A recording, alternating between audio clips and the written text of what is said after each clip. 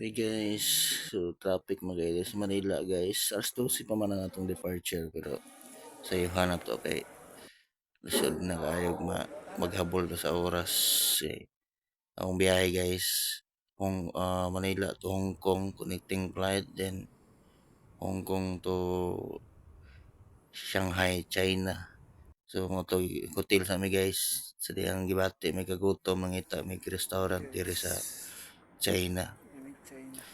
Okay kay lang beef noodles dire guys, kay satisfied kayo ka ba ang quality sa ilang noodles ug sa ilang beef dagko kaayo, unlike sa ato ang ila pang gunting-gunting walang unod na mo nilang menu dire guys. Wala ko nabasa, di na ko mabasa pero sa through picture na lang lawig guys.